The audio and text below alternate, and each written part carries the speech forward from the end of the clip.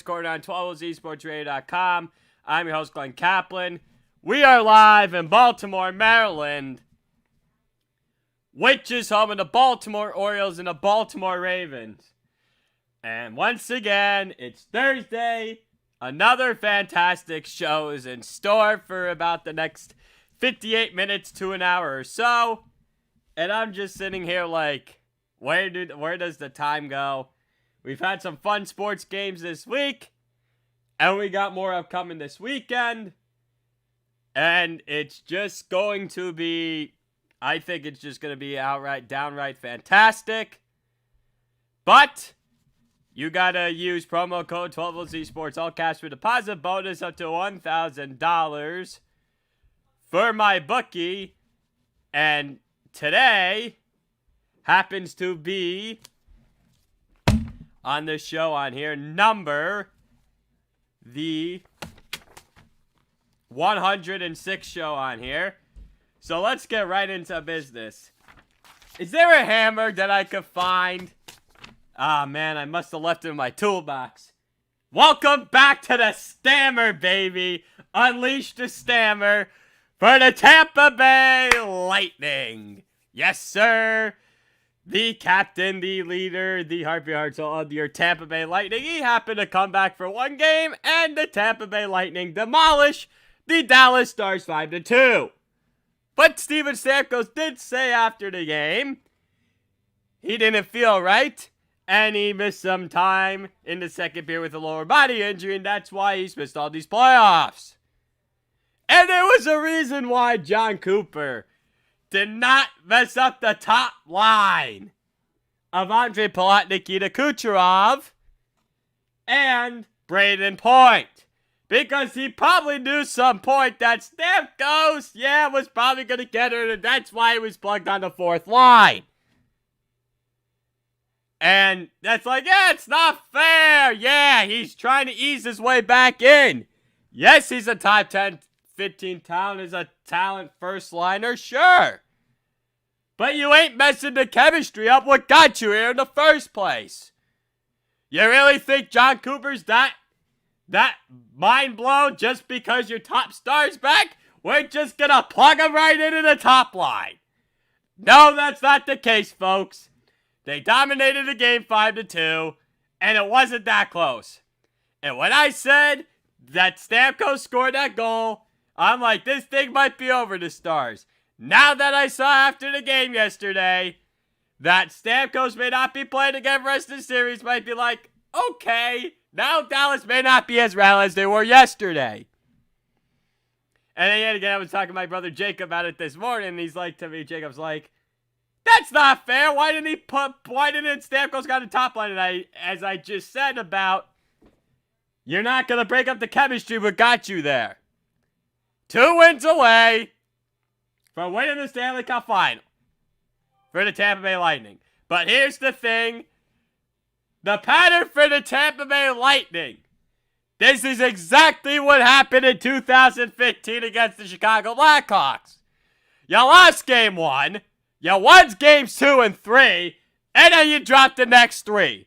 Which I don't see happening here. Although that's something I had to mention. Just for you viewers and listeners and whoever else is tuning in the show, thank you for tuning in. I truly appreciate it. But let's be real. That cannot be out of the equation. And there is no time in these playoffs that the Tampa Bay Lightning has lost game 4. They have been up 3-1 in every series this postseason. And I think, and I don't know if it happens here, I will be honest. If Stamkos doesn't play game 4, I know the Lightning will be ready to go. But there will definitely be a sigh of relief on the side of the Dallas Stars that they're going to be charged up and ready, say, okay, we could just get back hopefully what we did in game 1 and have a chance. But the other problem is this, my Uncle Frank was saying this to me, is Anton Khudobin tired out. If Anton Khudobin is tired out, that spells trouble. And does that mean, do we see the rookie Jake Ottinger in game 4 considering that fact that Ben Bishop isn't really fit to play and Blake Como wasn't either. Okay? So, first period goals, Tampa Bay, Nikita Kucherov unassisted at the 5:33 mark. Tampa Bay goal first period, Steven Stamkos, 6:58, assisted by Victor Hedman and Jan Rutta. Dallas, Jason Dickinson, shorthanded goal, 11:19, assisted by Ro Pins. Now, after Dallas cut the lead to 2-1, I'm like watching again, I'm sitting there like, okay, we're going to have a 5-4, 6-5, 7-6? 8-7 game? Is that what we're going to have? They never get that high. But you don't know if it was going to get that high of a score. But then Tampa Bay Lightning said, I forget Dallas's momentum. And at one point, Dallas outshot them 16-6 in the first period. And the Tampa Bay Lightning are not like, okay, we're done screwing, we're done messing around. All right, let's score 3 goals. Victor Hedman, 54 seconds in second period on the power play. Assisted by Anthony Cirelli and Andre Palat. Braden Point, what a shock. 12:02, assisted by Nikita Kucherov and Victor Hedman. And then Andre Palat again in the second period, 18:55. Assisted by Braden Point and Kevin Shattenkirk. And Braden Point and Nikita Kucherov are like neck and neck in the Conn Smythe trophy. But let me say this. I'm telling you now what the tiebreaker is going to be in that point is the conference finals. Because the Lightning won all 4 games when Point was there, and they lost both of them when he wasn't. I'm serious. That might be the deciding tiebreaker in the Conn Smythe trophy. Not saying that Kucherov doesn't deserve it, but the Lightning may lose that series against the Islanders without Braden Point. And you think I'm kidding on superstitions. Folks, I was saying this on my radio shows a couple times in my couple other shows, not the last one. But I'm telling ya, the New York Islanders are in the Stanley Cup Finals right now. Braden Point doesn't play a game. And you think I'm kidding. No, I'm not. Just ask the Islanders how that fared with them in that conference, in the Eastern Conference semifinals when they won all 4 games of regulation against the Philadelphia Flyers compared to when they didn't. When the games had to go to overtime. All right. So in the third period, Mira Heiskanen 6:49. It was around 13-11, 12-11 remaining in regulation. Assisted by Joe Pavelski and Andrew Cogliano. And then Andrei Vasilevsky, 22 saves for Tampa Bay Lightning. Anton Khudobin, 24 saves for the Dallas Stars. Jake Ottinger, 3 saves for the Dallas Stars. Here's what's interesting. Game 4 of this series is tomorrow night on NBC, 8 o'clock. Well, 8:15 will really be the puck drop. And the same goes, they're going on a back-to-back Saturday night with Game 5 on NBC. And that may be the potential game that the Tampa Bay Lightning have a chance to hoist Lord Stanley Cup. And folks, I'm just going to say this right now to you all. Remember, back in the month of when before the year started, back in September and October, I was saying, right before the season started, my preseason pick to win the Stanley Cup is the Tampa Bay Lightning. Folks, we are 2 wins away from that. And don't call me genius, because there was other speculations that made me believe this. Remember the University of Virginia? Remember that when they lost to UMBC in the men's college basketball tournament in 2018 that beat Texas Tech in the final in overtime? Yes. Yeah, when they had DeAndre Hunter, Kyle Guy, and I forgot. I couldn't remember who else was on that team. But let me just say that this is what I feel like with this Tampa Bay Lightning story is. Oh, by the way, I also write other sports blogs out there. And the first time I started predicting hockey Stanley Cups was back in the 2015-16 season. Just to let you know. 2015-2016, I picked Pittsburgh. 2016-2017, I picked Pittsburgh. I was right there again. And I happened to pick them to play against the Nashville Predators that year, and I was right on that. But I don't remember who I picked them to play against in 2015, 2016. 2017, 2018, I had them again back in the final. Lost to the Washington Capitals that year in the playoffs. And then last year, before this year, at the Toronto Maple Leafs against the Winnipeg Jets. Well, yeah, that didn't work out very well. So before you call out your bluff on me saying that I'm BSing around with you guys, I'm just letting you know on here that is true and it actually happened. Folks, now let's move on from the Tampa Bay Lightning and the Dallas Stars Stanley Cup Series, though, nonetheless. Next up, yes, Jamal Murray dropping buckets. 114-106 win for the Denver Nuggets in Game 3, and now they have their Los Angeles Lakers right where they want them. So there was a meme out yesterday. Here was the meme. The meme was as follows. The meme was SpongeBob was holding a book, and he looked tired. One side of the book said, if you're the Lakers, do you lose tonight to go 2-2 and not worry about the 3-1 Nuggets, or do you win and unleash the 3-1 Nuggets? You know what they say, right? In any situation, pick your poison.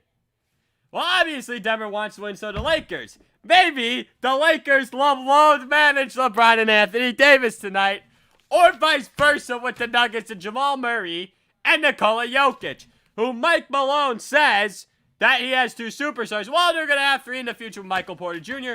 Oh, the Nuggets had a 20-point lead in the fourth quarter, 10:36, 10:35 to go, and the Lakers cut a 1 possession, and Murray hit some clutch shots. I don't know if you saw the step back on Alex Caruso, but that seriously was sick. And then he hits a shimmy shot late. What I mean by shimmy, he just chucks it up, then shimmies down the court. Folks, here were the stats. Jamal Murray, 28 points. He shot 58.8% from the field. Murray also grabbed 8 rebounds, recorded 12 assists, he recorded 2 steals. Nikola Jokic, 22 points. He shot 64.3% from the field. Jokic, 10 rebounds, 5 assists, 1 block, and 1 steal. Jeremy Grant stepped up, 26 points, 63.6% shooting from the field. He also grabbed 3 rebounds, recorded 1 assist, and recorded 2 steals. So now LeBron James recorded another illustrious triple-double in his career. NBA career despite the losing effort. 30 points, 16.9% shooting from the field, 10 rebounds, 11 assists, 2 blocks, and 2 steals. Anthony Davis, 27 points, 52.9% shooting from the field, 2 rebounds, 1 assist, 1 steal. As Tristan Thompson, Cleveland Cavaliers forward center yesterday, he said about Anthony Davis on Kyle Coward Show, Fox Sports 1, unacceptable on his part, and he knows it. All right. So, and then, Contavious Caldwell-Pope, 12 points, 62.5% shooting from the field, 3 rebounds, 1 assist, and 1 steal. As I mentioned, if you're the Los Angeles Lakers and Frank Vogel's bunch, then coach the Los Angeles Lakers, you're stuck on blank. Win Game 4 and unleash the down 3-1 Denver Nuggets, or lose Game 4 adversaries even at 2 games apiece, though, nonetheless. Denver is in a win-win situation here. They are 6-0 in elimination games this postseason.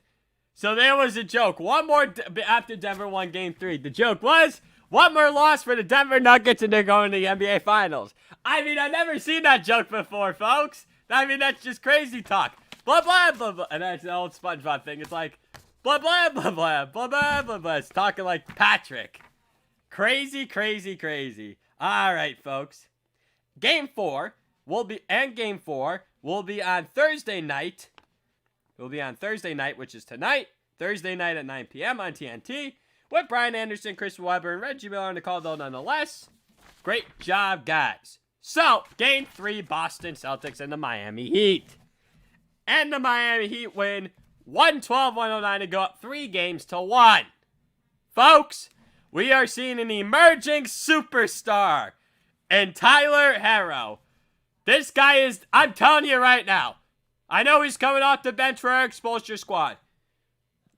I'm telling you right now, Tyler Herro is the next Devin Booker, but potentially better. Folks, I'm telling you something.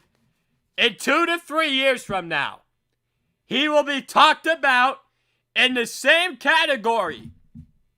And you could criticize me all you want. He will be in the same category as Klay Thompson, and he will also be in the same category as Bradley Beal. And you think I'm joking. And the thing is, this guy is a very underrated defender because of the system he plays in. And I couldn't agree more with Kendrick Perkins on ESPN. He said this isn't a great team. It's not superstars, but it's the system. They cut, they do this, and he said, I agree with the Boston Celtics. They play a lot of isolation, and that's why Jason Tatum could be struggling. All right. And let's see the stats in the game. Tyler Herro to start last night's game, 37 points, 66.7% shooting from the 66.7% shooting from the field, 6 rebounds. He had 6 rebounds and 3 assists.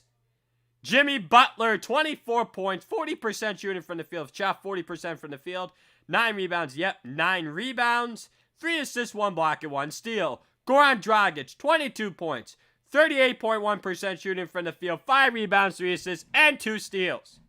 Jason Tatum, 28 points, 45.5% shooting from the field, 9 rebounds, 4 assists, 3 blocks, and 1 steal. Folks, I know he scored 28 in the second half, 16 in the third, and 0 in the first half. Let's hype down the train of him being a superstar. Let's hype down the train with that a little bit. Kemba Walker, 20 points, 42.9% shooting from the field, 4 rebounds, 5 assists. Tatum's been inconsistent. I can't call him a superstar yet, folks. And then I have questions about him being a number 1 star. And then Kemba Walker, he's got a. I mean, it wasn't bad, but I just don't think they're necessarily deep. Jaylen Brown, 21 points, 57.1% shooting from the field, 9 rebounds, 2 assists, 1 block, and 1 steal. I think Jaylen Brown is a more consistent player than Jason Tatum is. Maybe Jaylen Brown is the better player right now. Yeah, I know they were both number 3 overall picks and all that other fun stuff, but I mean, I just think Boston's missing something. I think they need another player. I don't think they're that deep, and they're going to want to pay Tatum and Brown max contracts, but you also gave it to Kemba Walker already. All right. So, I'm about to be moving on, and it's like Tatum, the RVR, and so of the Boston Celtics. It's just like he's got to play more consistently here for Boston, and that's how Boston's going to have to come back from 3-1 down because Eric Spoelstra really is out coaching Brad Stevens in this series. All right, MLB postseason picture. Starting to shape up in the MLB. So the regular season ends on Sunday, September 27th. Postseason begins Tuesday, September 29th. Folks, here are your current playoff matchups. Number 8 Toronto Blue Jays at 29-27 versus number 1 Tampa Bay Rays at 37-20. I'll take the Rays. Number 5 New York Yankees 32-24 versus the number 4 seed the Chicago White Sox at 34-20. I'll take the New York Yankees. Number 7 Cleveland Indians 32-24 versus number 2 the Oakland Athletics at 34-21. I'll take the Oakland Athletics. Number 6 Houston Astros at 28-27 versus number 3 Minnesota Twins at 35-22. I'll take the Minnesota Twins. That's just how it would be shaped up at the season ending right now. And then the ALDS, I'll take the, Rays over the Yankees? I don't know. That's just a gut feeling because I think the Yankees are better on paper and the Rays are analytically driven. Something about the Rays having a Yankees number, and I just can't point my finger at it. Athletics and Twins, I'll take the Athletics. A's and Rays, A's I think would beat the Rays. But then yet again, the Rays beat the A's in the wildcard game last year. So it's going to be a fun postseason in the bubble. And they're trying to get fans at Globe Life Park in Arlington, Texas for the NLCS and the World Series. Speaking of the National League, here we go. Number 8, San Francisco Giants, 28-27 versus number 1, Los Angeles Dodgers at 39-17. Oh boy. You would think the Los Angeles Dodgers win this series, but it's a rivalry against San Francisco. All bets are off. Number 5, St. Louis Cardinals, 27-26 versus number 4, San Diego Padres, 34-22. Here I'm going to go to Cardinals because of playoff experience. Bad matchup for the Padres. Number 6, Miami Marlins, 28-28 versus number 3, Chicago Cubs, 32-24. Oh, baby, the old trickaroo, the old 2003 NLCS, Lou Bartman, baby. Wait, did I just accidentally say a politician's name instead of actually thinking of the guy that caught the foul ball? Ouch! But anyways, the Chicago Cubs will beat the Miami Marlins. Number 7, Cincinnati Reds, 29-28 versus number 2, Atlanta Braves, 34-22. You would think the Braves win this series, but house money goes by the Reds. But I would take the Braves over the Reds. Atlanta's got to prove something at some point. Cincinnati's not ready. Okay. Chicago, Atlanta. I'm going Chicago here. I just think playoff experience matters. I would take the Cubs. And then the Dodgers and the Cardinals. I would take the Dodgers. Cubs, Dodgers. Dodgers closely. Then people more. I think Dodgers closer than people. I think the Cubs could beat the Dodgers. Anthony Rizzo, Chris Bryant, Javi Baez. No one talks about how good Javi Baez is. And the reason why the Cubs are in this position. See how good you Darvish in the rotation. I had major questions about that rotation. That's why I didn't pick them to make the playoffs, but they figured it out. You also got Kyle Schwarber, and you got Wilson Contreras. So it's an underrated team that, and you know what wouldn't surprise me? I remember a couple of years ago, Ken Rosenthal and MLB Network said in 2020, Chicago Cubs, Chicago White Sox World Series. Here we are in 2020. That's not out of the question. Not out of the question. And the Cubs, Theo Epstein maybe racking another World Series title. And Epstein and Madden didn't see eye to eye on a lot of things, despite the World Series in 2016, 7 games against Cleveland Indians, coming back from a 3-1 deficit. Oh, geez, I got to pick up the pace. Dodgers beat the Cubs in the NLCS. ALCS, as I said, Athletics beat the Rays. World Series, Dodgers over A's. Okay, I got to get moving through. So, quickly, Saints, Raiders. This game was really crazy. It was the first game at the new Lions Stadium, Las Vegas, Nevada. The Raiders are shockingly 2-0 after a 34-21 win against New Orleans Saints on Monday night. Yes, they didn't have Michael Thomas at the wide receiver position, but maybe Drew Brees is really declining. Maybe Jameis Winston and Taysom Hill are better off in the long run, though, nonetheless, for the New Orleans Saints, though, nonetheless. Derek Carr is better at quarterback than Brees is right now. Marcus Mariota and Nathan Peterman will probably not see the field anytime soon for Vegas, though, nonetheless. General Manager Mike Mayock and head coach John Gruden have both done a tremendous job building this team, but the question is, where will this team finish in the standings despite having an extra wildcard spot in the NFL, in the AFC and NFC, and also they have the Kansas City Chiefs, Los Angeles Chargers, and the Denver Broncos. Keep an eye on the Raiders moving forward, but I am not sold on them just yet, though, nonetheless. Here we go. Drew Brees completed 26 of 38 passes for 312 yards, passing 1 touchdown, 1 interception. Alvin Kamara rushed for 79 yards on 13 carries, 2 touchdowns. He also caught 9 passes for 95 yards receiving. Traquan Smith caught 5 passes for 86 yards receiving. Ty Montgomery caught 2 passes for 25 yards receiving. Derek Carr, here we go.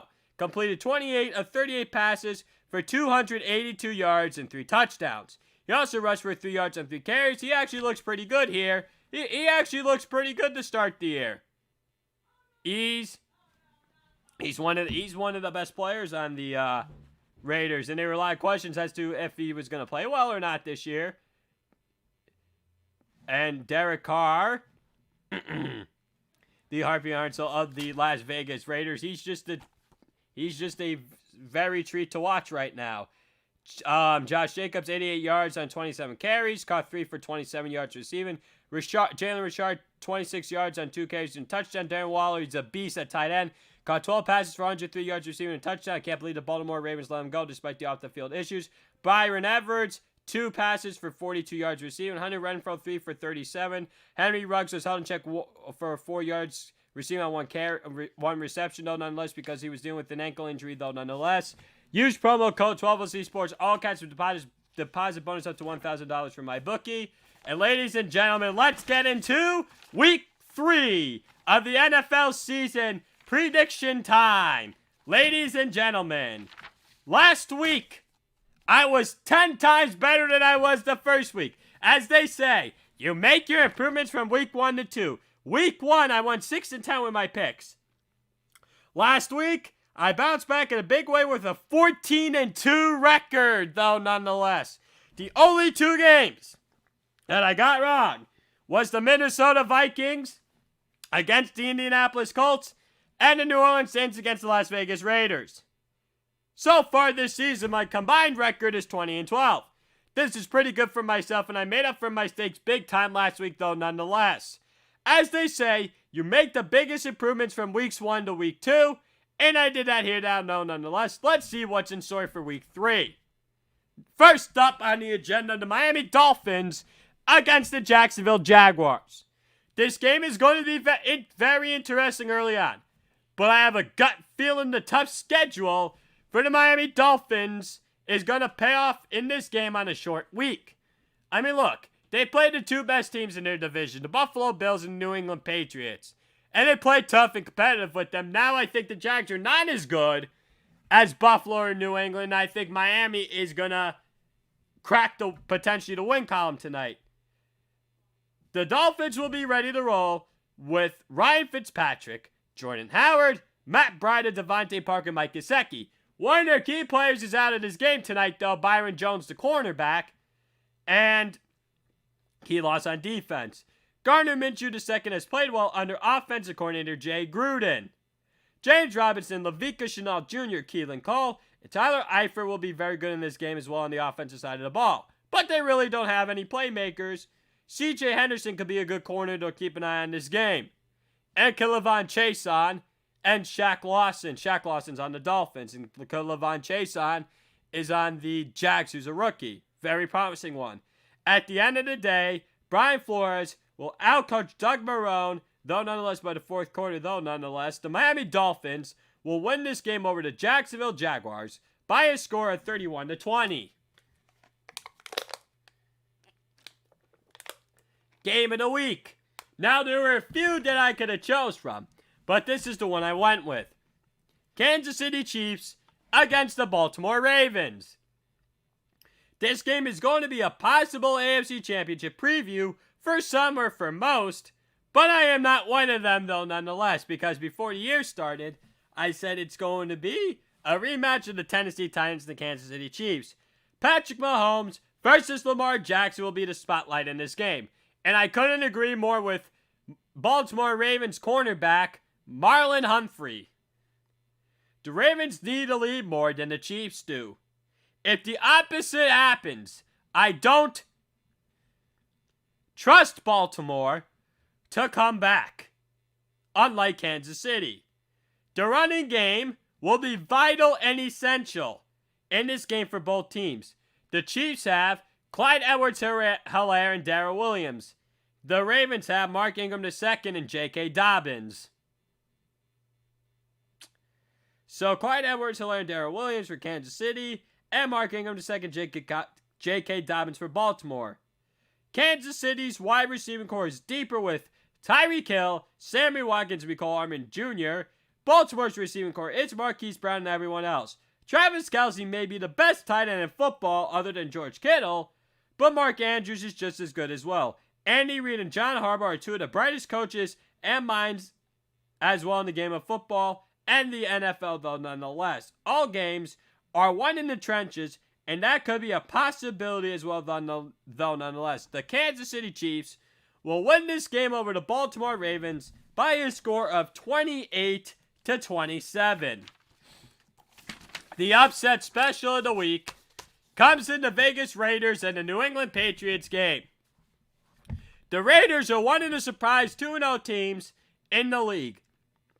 They are one of 11 teams to be not done with it, but they are one of them. As for the Patriots, Cam Newton has excelled at Bill Belichick's and Josh McDaniels' system so far. The head coach, the offensive coordinator, and the quarterback triplets have worked. I think Derek Carr is in for a long day, and the Raiders are playing a 1 p.m. game on the East Coast, and this isn't going to bode well for them. They will be in for a long day, and were blown out 6 to 7 times last season.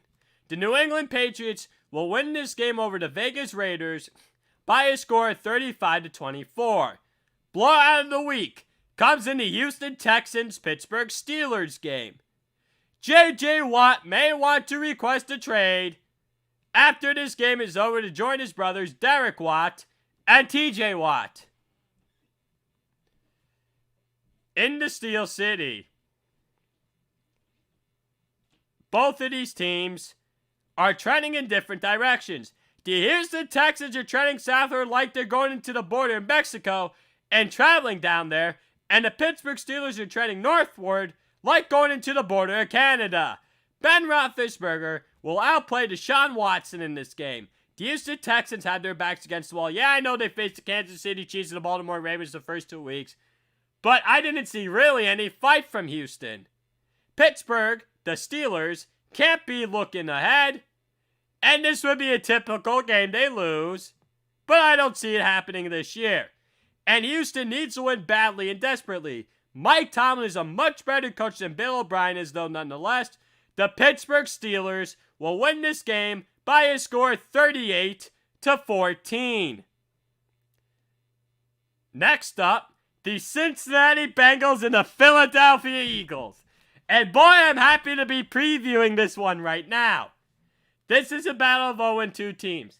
And I saw something that Cincinnati has done magic against the Eagles lately. Joe Burrow is currently a better quarterback right now than Carson Wentz is right now. Jalen Hurts may see the field for the Philadelphia Eagles if one struggles again. Burrow is a leader and a beast right now for Cincinnati. The painful losing will be over for him after this Sunday, and Philadelphia will have a lot of questions to answer. Eagles head coach Doug Peterson can't figure out why he is struggling, and neither can we. Bengals head coach Zach Taylor will be excited after this game is over, though nonetheless. Ladies and gentlemen, the Cincinnati Bengals will get their first win of the season over the Philadelphia Eagles in this game by a score of 24-21. San Francisco 49ers against the New York Giants. The San Francisco 49ers are banged up, but they are still obviously, a lot better of a football team than the New York Giants are, though, nonetheless. San Francisco will most likely have Nick Mullins start at quarterback over Jimmy Garoppolo due to injury. Trent Williams, one of the key offensive linemen, said, "I'll be thinking about that turf." I'm sure the Niners are like, let's get out of here. Let's try and find a way to win, but get out of here as soon as possible. And Joe Judge, head coach of the New York Giants, like he shot that down by the media quickly. But Kyle Shanahan, the head coach of the San Francisco 49ers, is like, yeah, we know it's a problem. But someone else, I think it was wide receiver who used to play in the NFL, now on Fox Sports 1 on First Things First, Brandon Marshall. He's like, I've had problems in the past with that turf. Interesting. Some people have had problems with that turf, and some people have not.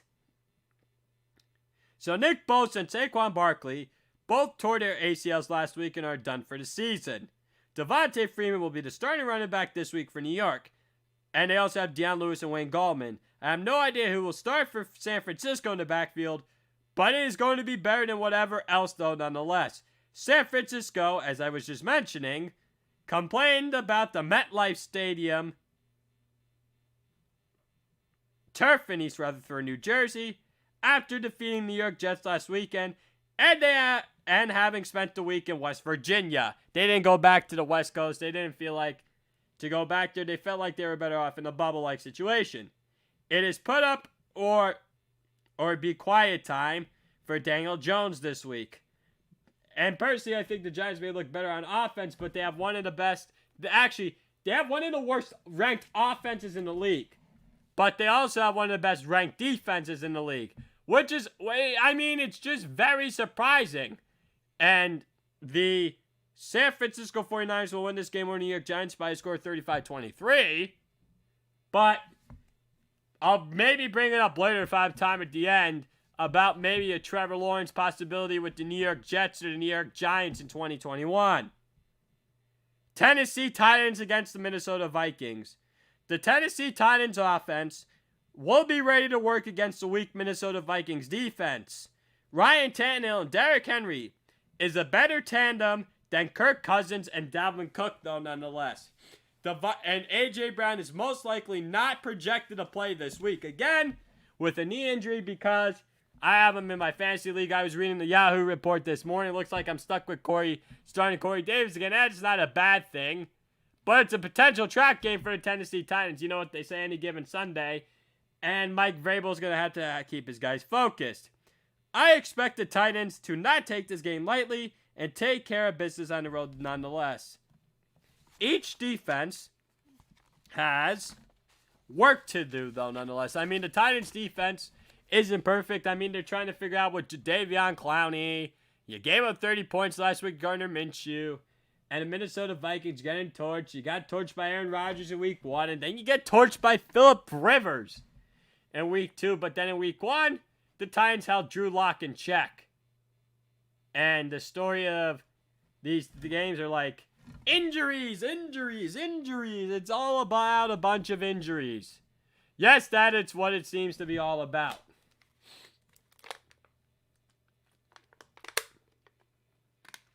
So,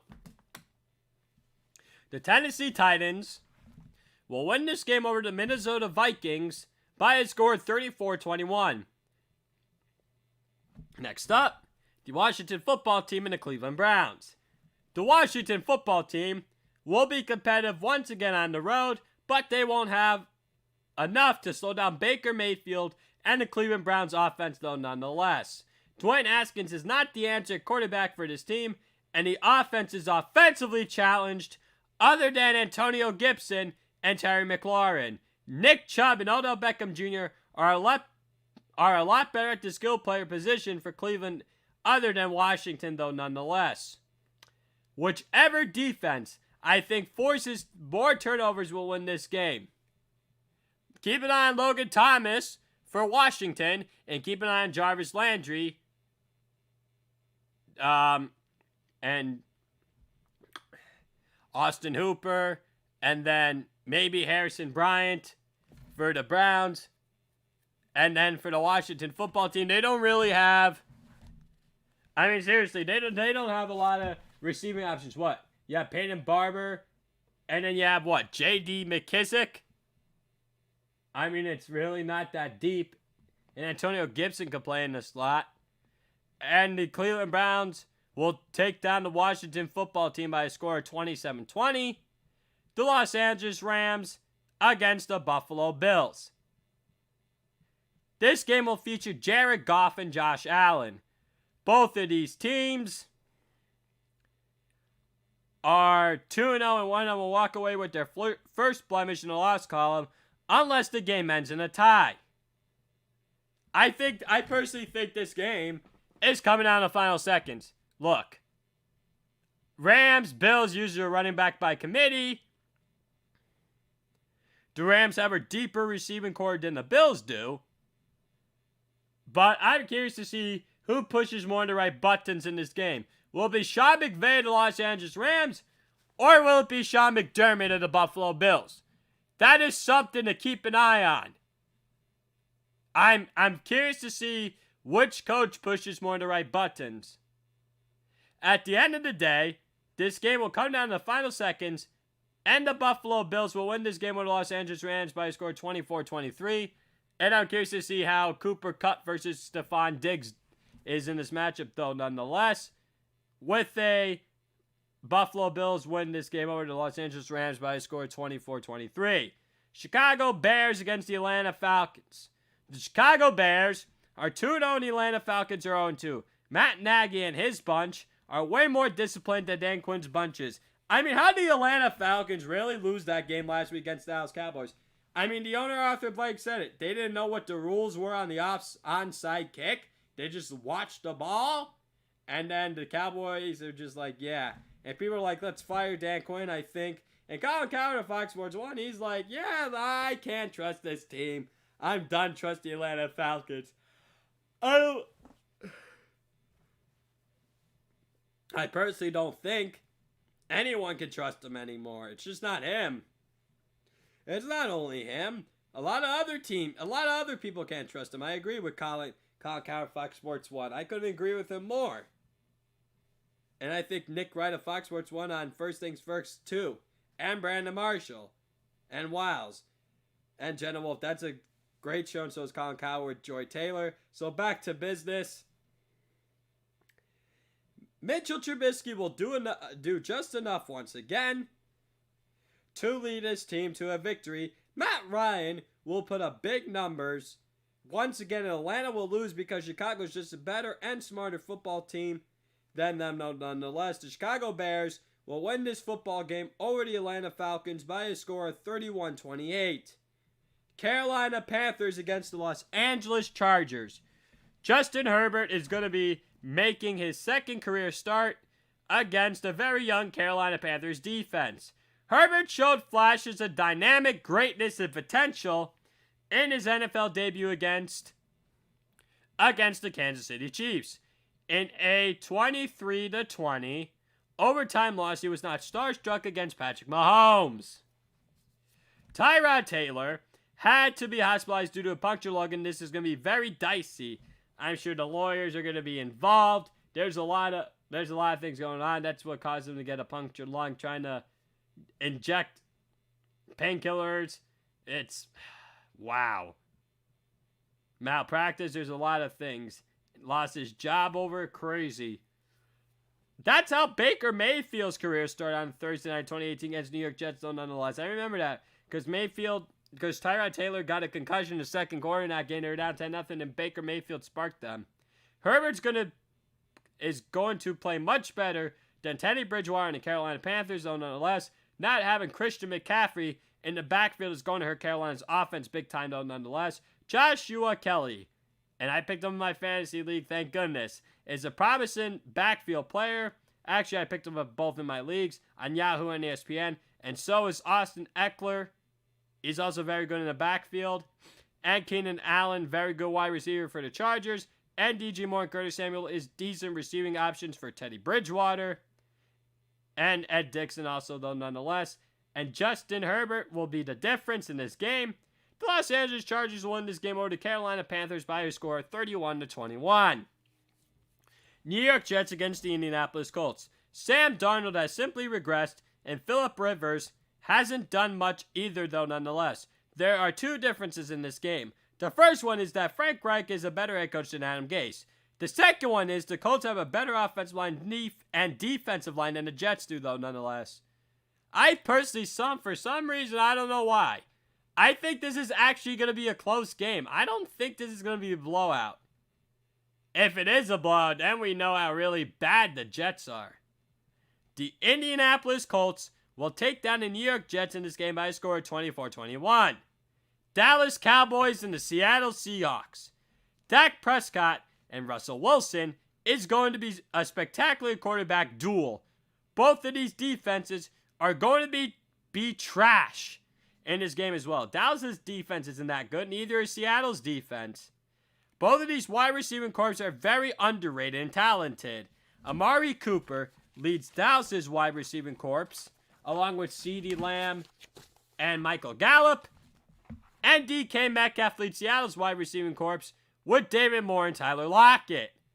The difference in this game for Mike McCarthy's bunch and Pete Carroll's bunch will be execution. I think it's not coming down in X's and O's.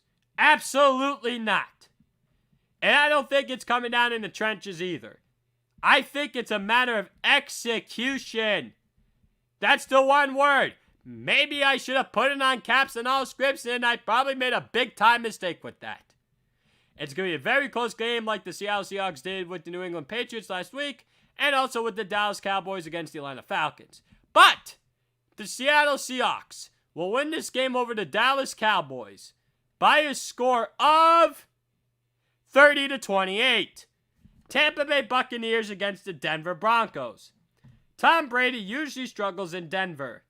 This was when he was with Bill Belichick and New England Patriots during his time, though, nonetheless. Jeff Driscoll will be the starting quarterback for the next few weeks for the Denver Broncos because Drew Lock suffered a shoulder injury against the Pittsburgh Steelers.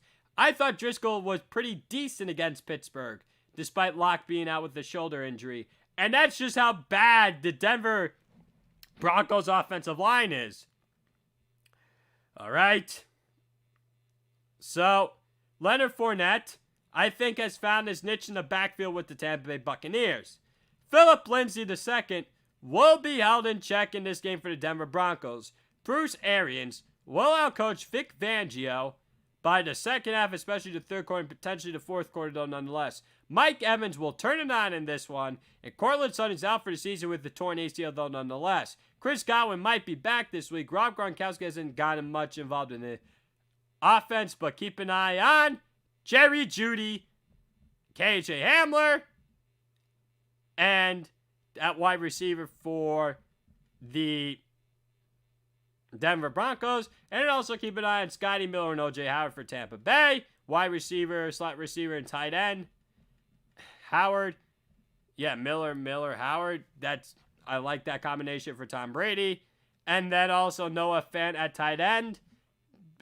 He might be a top 10 tight end by the end of the season. The Tampa Bay Buccaneers will take down the Denver Broncos on the road of this game at Mile High Authority Field in Denver, Colorado by a score of 31-23. Detroit Lions against the Arizona Cardinals. Tick tock, tick tock. Matt Patricia's coaching tenure with the Detroit Lions. Kyler Murray, DeAndre Hopkins, Cliff Kingsbury will toy with this horrendous defense.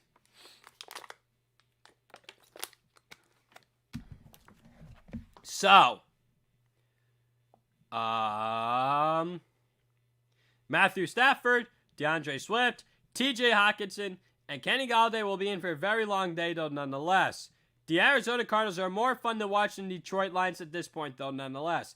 Arizona will be one of the good feel stories once again after Week 3 is finished, and Detroit will be one of the feel bad stories once again after Week 3 is finished, though, nonetheless.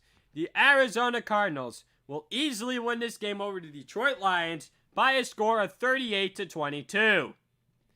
Green Bay Packers against the New Orleans Saints.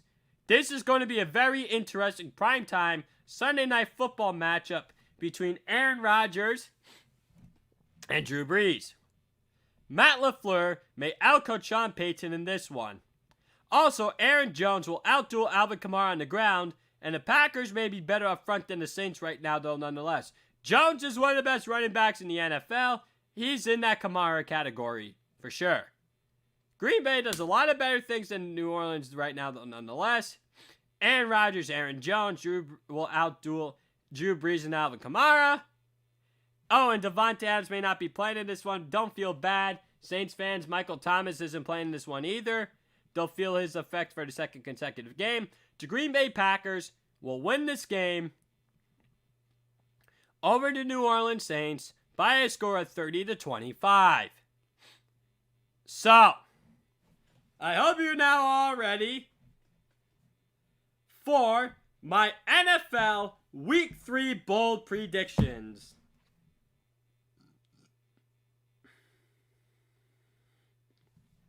Excuse me. Drum roll, please, for my Week 3 bold predictions. Bold prediction number 1. Jalen Hurts sees the field a lot more than Carson Wentz. Number 2, Cam Newton reaches the end zone at least 3 times. Number 3, the Vikings get shelled on defense once again against the Titans. Number 4, Mitchell Trubisky throws for more touchdowns than Matt Ryan. Number 5, Aaron Jones rushes for 200 yards and 3 touchdowns.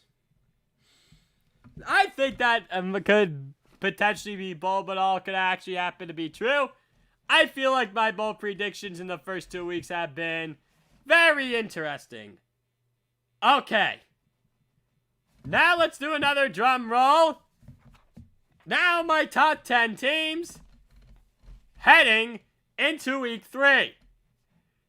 Starting at number 10. The Arizona Cardinals. Folks, you see how the Kyler Murray-Cliff Kingsbury relationship's working? I think it's working. They found their man and decided to drop Josh Rosen and Steve Wilkes after 1 year, and look, it's working for them. And you see where Rosen is. He's a practice squad player for the Tampa Bay Buccaneers. Number 9, they were not ranked last week. Number 9, the New Orleans Saints. Drew Brees. It's declining, but they're still a top 10 team for now. Maybe they get out of the top 10 if they lose to Green Bay Packers this week. They were in the top 3 last week.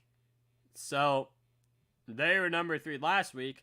Number 8, the Pittsburgh Steelers. Folks, this is a very good team coached by Mike Tomlin. They got a defense. They have a lot of things well. Ben Roethlisberger looks healthy. The deepest wide receiving corps in the NFL. James Washington, Deontay Johnson, Juju Smith-Schuster, and rookie Chase Claypool. Dude's a stud. You got Eric Ebron at tight end. And they're well-disciplined and well-coached enough to win games. They're around the 8th spot last week. Number 7, Buffalo Bills. Josh Allen. He just continues. He's continuing to get better. Over 300 yards the first week and over 400 yards the second week.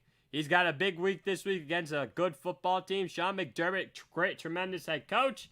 Very well-disciplined. Tre'Davious White, one of the best corners in the league. They were ranked at around the same position last week. Number 6, the Tampa Bay Buccaneers. Tom Brady, Mike Evans. Bruce Arians' squad. They're going to get this all figured out. They're going to get this all figured out sooner rather than later. So they were number 6 last week. Number 5, the Seattle Seahawks.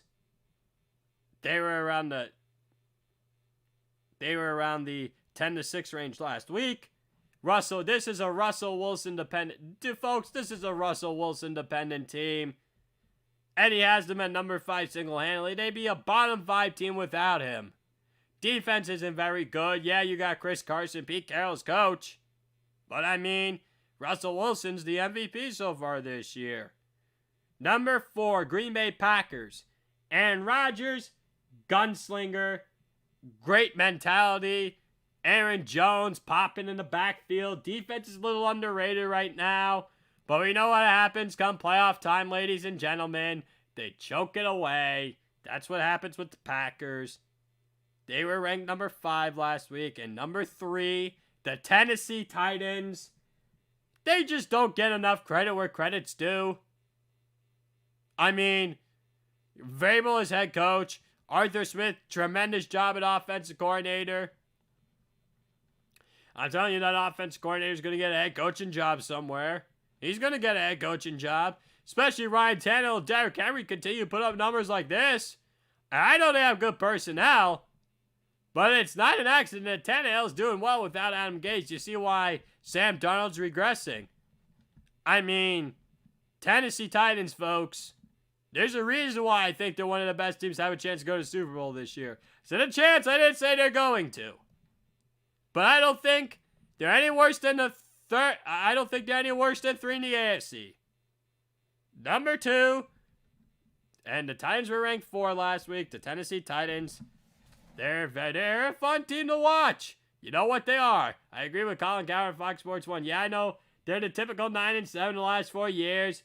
They're not for this 9-7 BS anymore. They want to win the division like 11-5, 12-4, 13-3.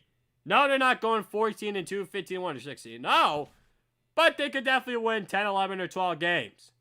And maybe try to get a top 3 or 2 seed. Maybe try to get for that 1. Maybe. We'll see. Number 2, the Baltimore Ravens. Lamar Jackson, Mark Ingram, the second, J.K. Dobbins, Gus Edwards, Patrick Rashard, you got Marquise Brown, and then a very underrated defense. Calais Campbell, Patrick Queen, rookie stud. And then Marlon Humphrey in the back and in the secondary. You got Jimmy Smith. I mean, this Ravens team is really good. They were ranked 2 last week. And number 1, what a surprise. The Kansas City Chiefs. Patrick Mahomes. And the loaded offense. And the defense will get going. They'll get Brashad Breeland back in the secondary in about a couple of weeks after his suspension's over. Excuse me. I just think the Kansas City Chiefs are the best team in football, and I think they will stay that way after Monday night. And if they don't Monday night, then when I'm going to have to change up things in my power rankings, which I think I find very interesting. So just a quick recap. They were also ranked number 1 last week. Number 10, Arizona Cardinals. Number 9, New Orleans Saints. Number 8, Pittsburgh Steelers. Number 7, Buffalo Bills. Number 6, Tampa Bay Buccaneers. Number 5, Seattle Seahawks. Number 4, Green Bay Packers. Number 3, Tennessee Titans. Number 2, Baltimore Ravens. Number 1, Kansas City Chiefs. Let me jump on one thing quickly. I agree with Colin Cowherd of Fox Sports 1 that if the New York Giants or the New York Jets have 1 and 2, you might see them taking Trevor Lawrence and Justin Fields to change the franchise. The ratings are dropping in the state of New York. They don't really have anyone to wrap their arms around. I can agree, like the Giants with Eli Manning. I mean, when's the last time Jets had anyone like that? I mean, Trevor Lawrence is the best prospect everyone's saying. Colin Cowherd, Fox Sports 1, and Joel Klatt of Fox Sports 1 does a tremendous job of college football, says. Great guy on Fox Sports. He's like, yeah, best prospects is Andrew Luck of Stanford and John Elway. We will see how that goes, nonetheless, and I'll get that into another topic another time. All right, ladies and gentlemen, I'm out of time here. Thanks for tuning in to Glenn's Dynamic Sports. I hope you all enjoy the rest of your day and your weekend as well. I will not be on the air this Monday. I will be back next Thursday. I will be going over the Stanley Cup final recap and the potential NHL offseason ahead. NBA Conference Finals game recaps, along with the NHL Stanley Cup Finals recaps, and other topics across the NBA and NHL. And will be postseason recaps, game recap from the 3rd week of Monday Night Football between the Kansas City Chiefs and the Baltimore Ravens, and also a preview and bowl predictions and top 10 teams heading into Week 4 of the NFL season. Use promo code 12Z Sports, all cash with deposit bonus up to $1,000 for my bookie.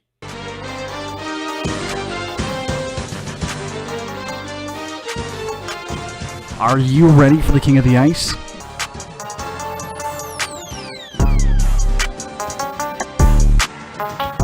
Pete's Power Plays with Philly Pete starts now on 12 Ounce Sports.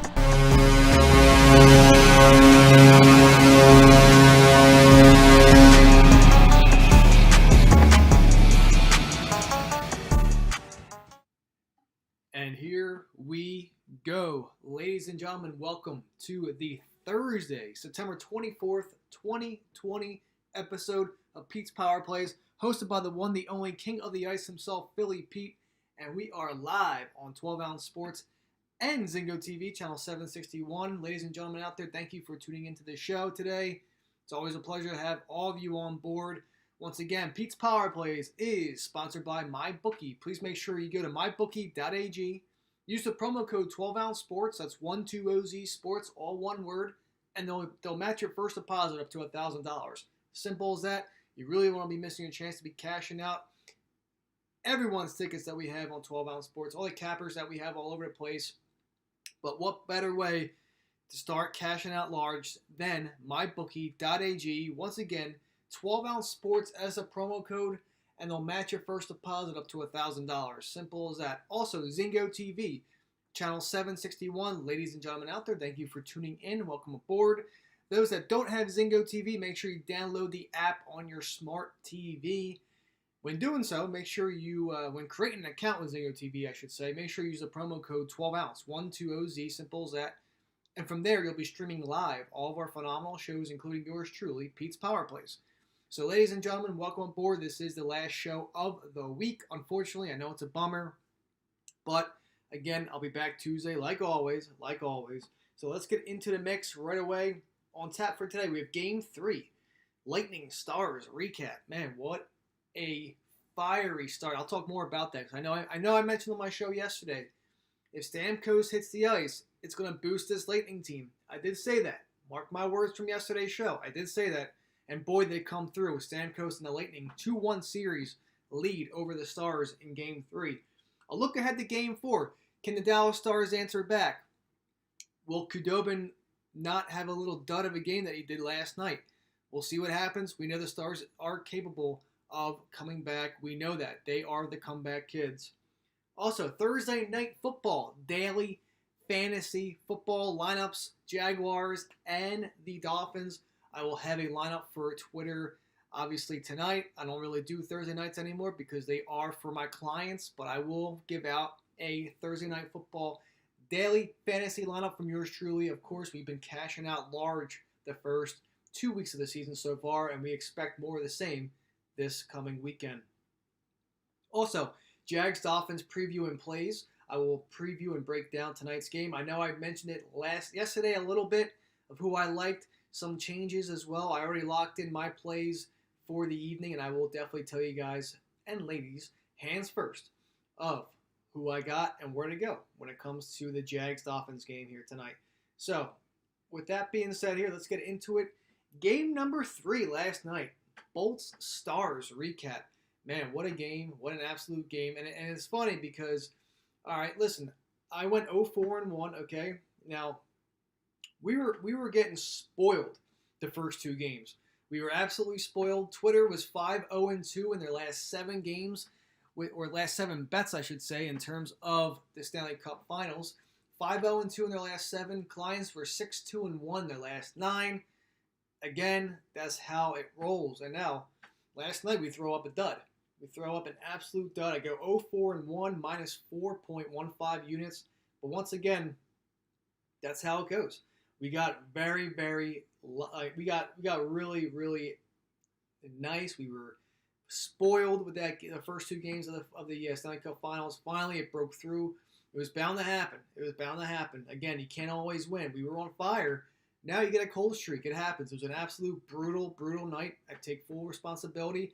I did love the Stars. Okay, I did love them. But I did mention, like I said, if Steven Stamkos is on the ice, I did say that he was going to be questionable, but I gave you all my opinion and my stance is if when he does come back on the ice, that it's going to boost this Tampa Bay Lightning team. And what did I say? It came true. He scored a goal. He didn't play much. I said that as well. He's going to be used as more of a decoy, and if he does touch the ice, it won't be that long. Okay, and that was the case. He was used as a decoy. He did not play that much. And look at that. On top of that, to just put the icing on the cake, he scored a goal on top of that. So there you have it. It boosted up this Lightning team big time to a 5-2 victory. So again, I proved myself right once again that, even though I wasn't the Stars, that Stamkos was going to be a huge factor no matter how much he played, because he wasn't going to play much. But it was definitely going to lift up this Lightning team, and it did tremendously. So Stamkos, great to see you on the ice last night, buddy. I hope everything is going well. We missed you. We missed you all season. And, hey, man, this Lightning team is only going to get better. So Stars need to look out and basically hope for a bounce back in Game 4. So we will see. But once again, Stars money line, that was a loss. Stars Lightning under 5 was a loss. I'll get to that in a moment. Jamie Benn the scorer. Again, this top line cannot score whatsoever, especially Jamie Benn and Seguin. Like, where are these guys at? But it was worth a shot at plus 300. I had to do it. Clients had +1. Stars +1 was the client play of the night. That lost. And obviously, you heard me say that on this show yesterday as well. So that's another hint. Stars team total over 2. We got lucky there with a push. So once again, 0-4-1 on the night, minus 4.15 units. Overall record and units as we speak, 640 wins, 480 losses, and 34 pushes. That gives me a grand total currently now at plus 135.3 units. Again, we are rocking and rolling this season no matter what, and a huge increase and payout compared to last season when we were just at a plus 85 overall units last season. So a big increase. We're still rocking this season. We're killing it this season, and the love and support is always there. Now, a bunch of you reach out to me in regards about why do you have the under 5 when you are an over 5 better all the time? You always put out overs, at 5. And I know. You hear me all the time. When I see the over-under set at 5, I always take the over 5. I do. And that's the truth. It was just a bad mistake last night, but the trends leaned under, and that's why I went under, especially at plus 110. A little bang for your buck.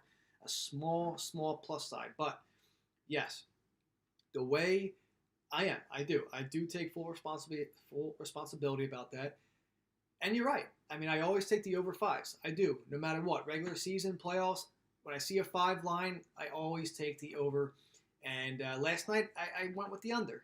Because, like I said, the unders with these two teams here, like I said the other day, I will bring up stats, and stats never lie.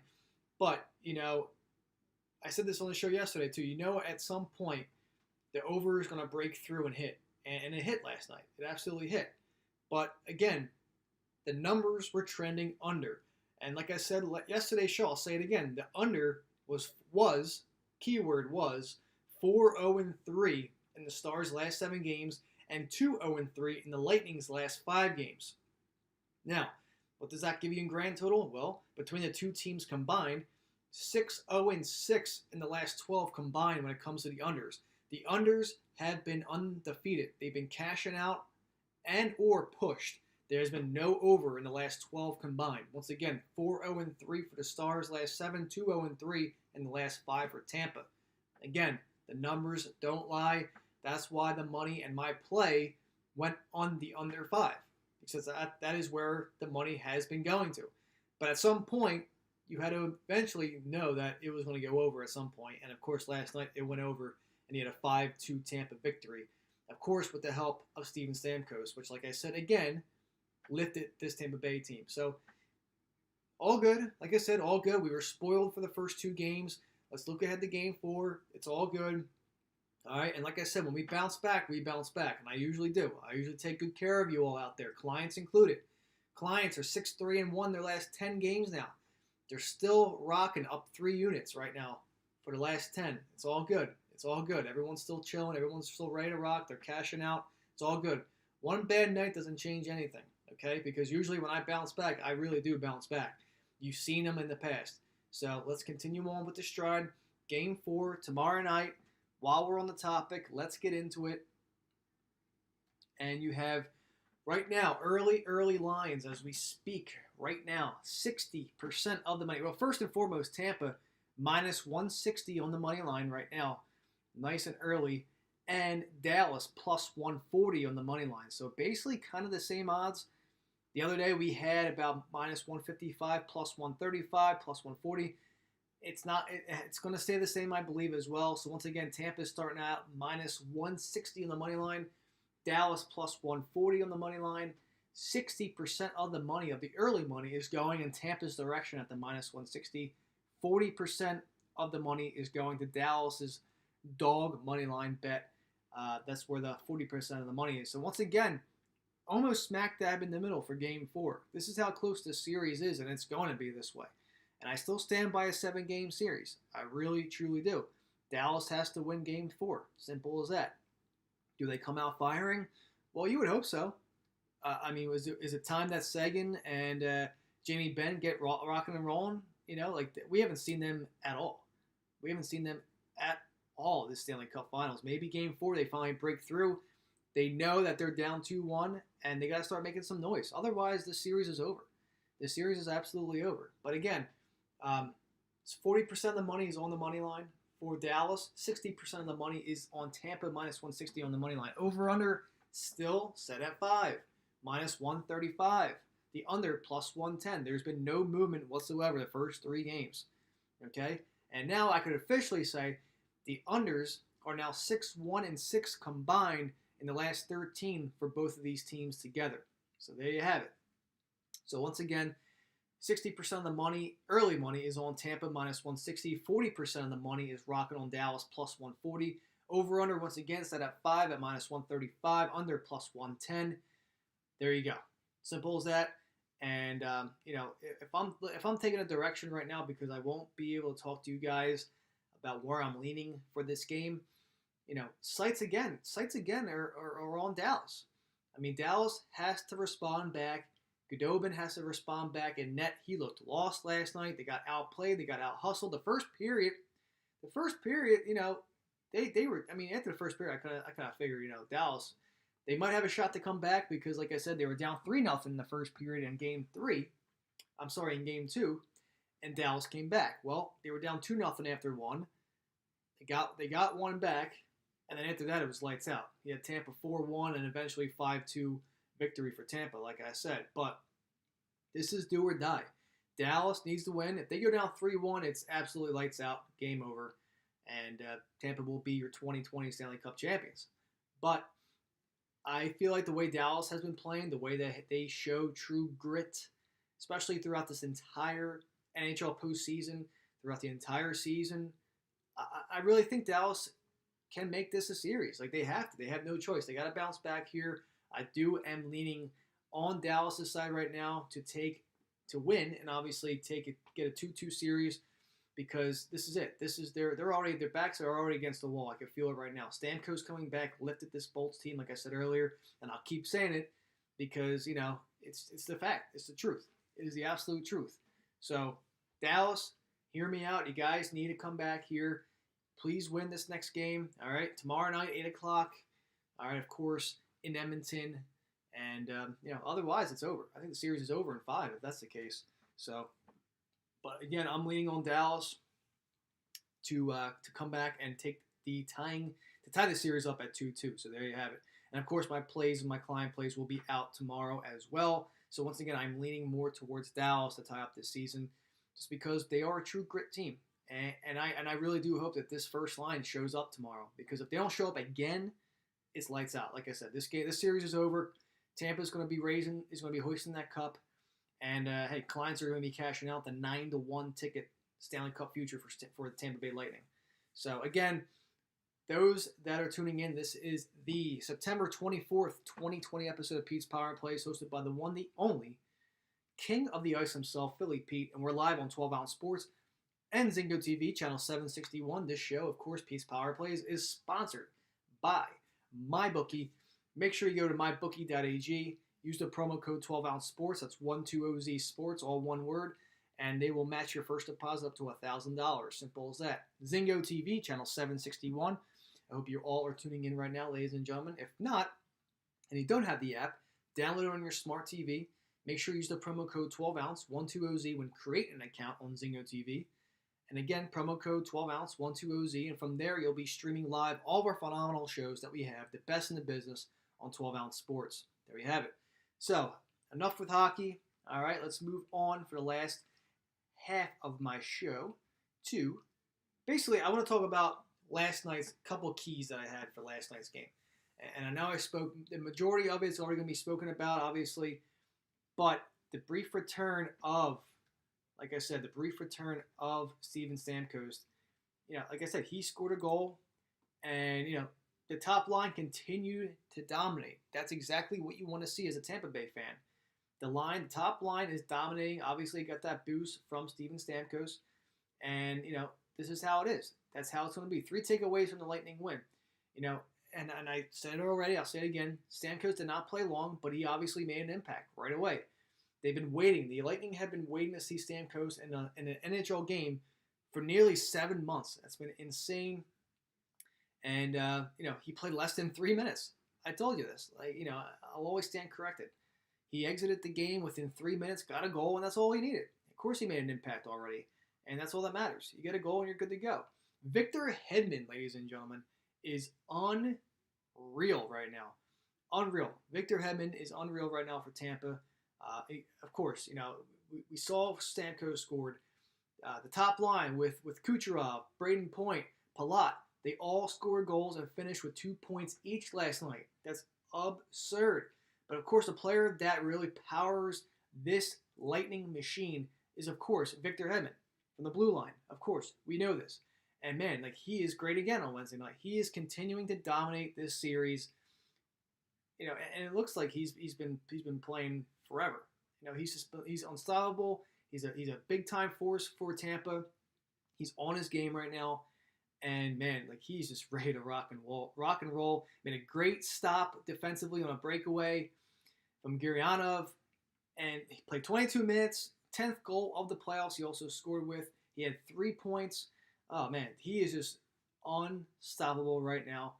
And, you know, it's tough, man. It's tough for these Stars right now. Lightning outshot the Stars 11-5 with Hedman on the ice during 5-on-5s last night, too. And, of course, scoring a pair of goals. So now all postseason, Cooch and Point have been Lightning's Conn Smythe favorites. But to me, you got to look at Victor Hedman.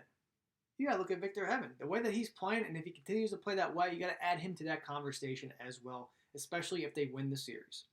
Last but not least, Anton Khudobin. He gets pulled. When has that ever happened?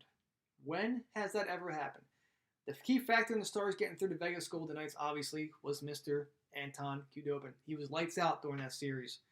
But they need another great performance like that to stay in this series. But obviously, after getting one of those performances in Game 1, he has not matched this at all. He's not matched it. He looked like Game 2, same way. Gave up 3 goals in the first period. Gave up 2 goals in the first period last night. You know, it's just not looking good. He was benched after 29 shots on goal, 5 goals, obviously, and just 2 minutes of play, or 2 periods of play, excuse me. Now, his save percentage overall in the series now is a .906. All right, so that's not Khudobin like. That is not Khudobin like whatsoever. But this is on him. You know, it's even with that, it would be unfair to put all this on him. But that's pretty brutal. That is pretty brutal to watch. The Lightning scored a couple of fluky goals in Game 1. We know that. A couple of weird bounces in Game 2, but Game 3, you know, this was all Tampa, absolutely Tampa. So, but hey, it is what it is. Some issues there in net, but I think Khudobin will bounce back here. And we know that he has not played poorly. He has not played poorly all postseason, you know. And of course, last night was the only time that he really gave up a ton of goals. Simple as that. But of course, the Lightning have the best roster in the NHL, and it's the way they've been playing all postseason. So he needs to find that level again to keep the Stars in this series, like I said. So those are my 3 takeaways, and that basically concludes my NHL segments for today. Now, let us get into Thursday night football in lovely Jacksonville, Florida, TIAA Bank Stadium. It's going to be about 87 degrees there today, 86 degrees. It's going to be very warm. That's how it is. No weather whatsoever, no rain or anything in the building for tonight there in Jacksonville. But I said it yesterday with a couple leans. I want to say it again. Jacksonville, I have locked in at the money line at -150. I also do like, if you're not a juicy football taker, which you should be, because that's why you gamble, the -150 is good. Like I said, I already locked in the -150.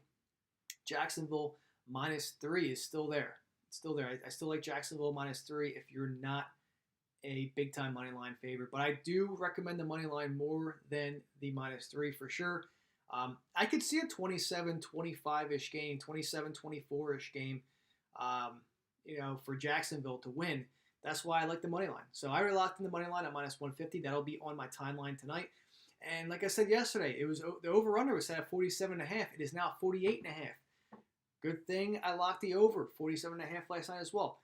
Not going big on it. I went small. The Jacksonville money line is a little bit bigger that I put down on it. So again, the over 47.5 last night, locked and loaded. It's now at 48.5. So there you have it. Another point in the business right now. Vegas across the board has that now too. But as we stand, like I said, Jacksonville -3. Jay Gruden, obviously, I mentioned this yesterday. No Byron Jones tonight for Miami. So the high-priced cornerback is out tonight. So that leaves the door wide open for one of those young Jacksonville receivers, whether it's DJ Shark, whether it's Keelan Cole, whatever it may be, Chenault, the rookie. or hell, even James Robinson in the backfield. I have him starting in my fantasy lineups. I also have him in a couple leagues for regular fantasy football. He's going to have another huge night as well. Gardner Minshew is completing 75%, 75.5% of his throws and has thrown 6 touchdowns against 2 INTs. Now, again, Byron Jones being out, the Dolphins defense is absolutely terrible.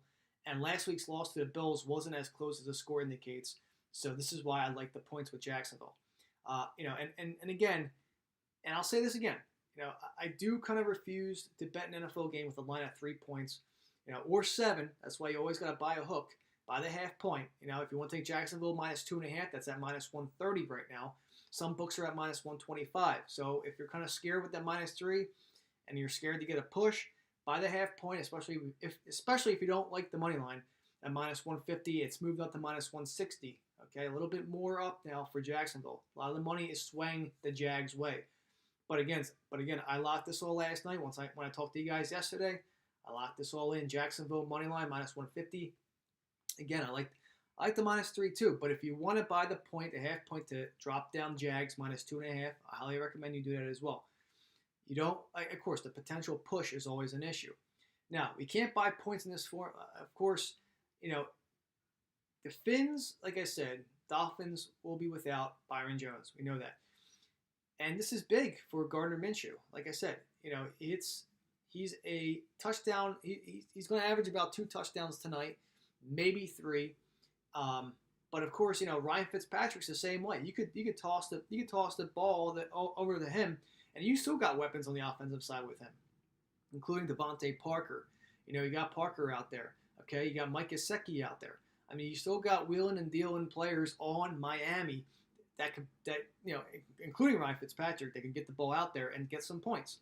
So, but we know that Fitzpatrick, dating to last year, has been worse on the road than at home. And who knows? We could probably see Tua at some point this season. I'm not going to say tonight, but at some point we will see Tua, Fitzmagic, I should say, from a couple years ago.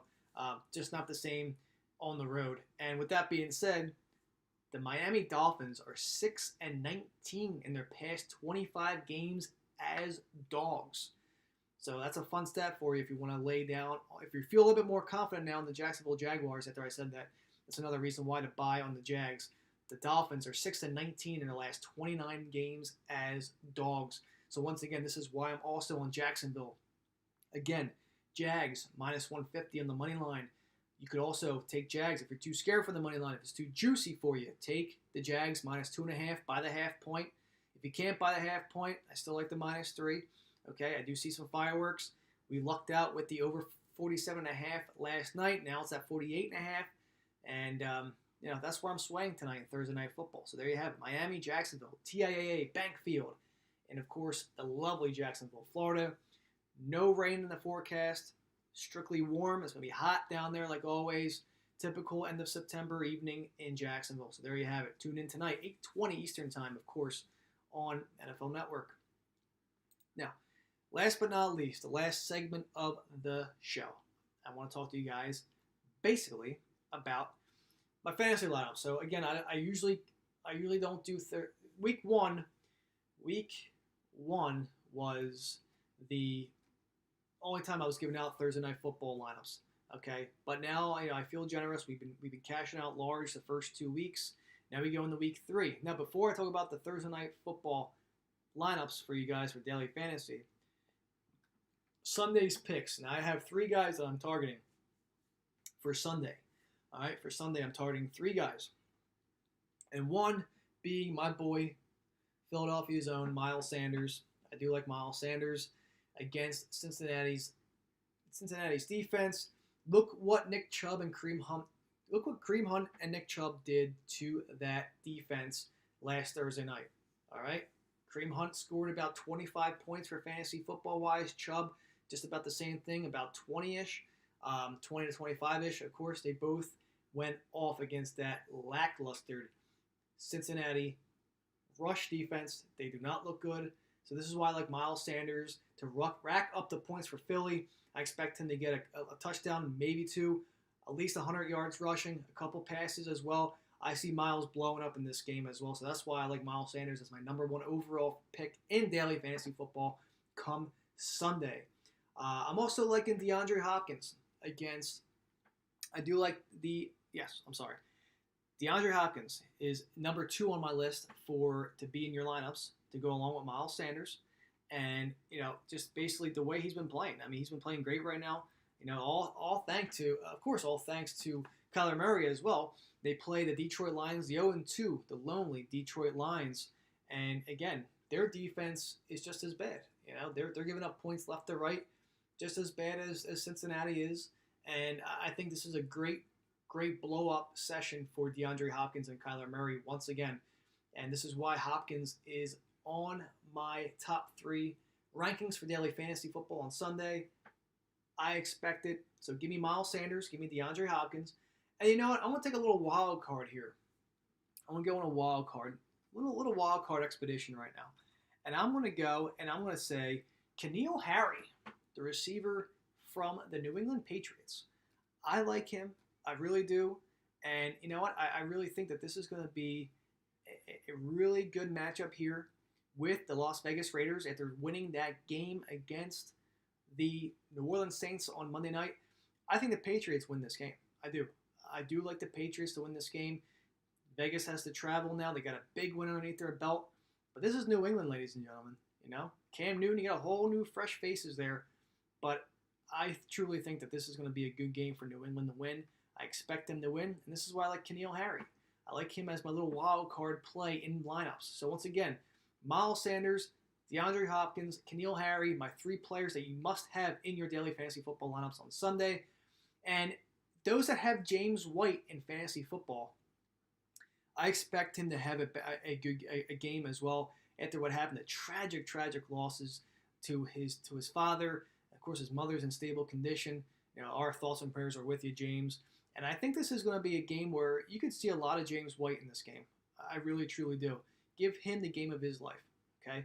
So I really like that as well. So now, last but not least, the last for tonight, I like for 3 guys for tonight that must be in your lineups. Once again, I said the other day, Gardner Minshew, Ryan Fitzpatrick, and James Robinson, okay? I will tweet everyone out there. I will Twitter out a lineup for tonight. All right, don't be alarmed. I'll get you that. Clients, look out for your lineup as well. So once again, James Robinson should be in there tonight. Fitzpatrick and Gardner Minshew, they should be in there. All right. So guys, unfortunately, I'm out of time. That wraps up my week. I'll be back Tuesday, same time, same place.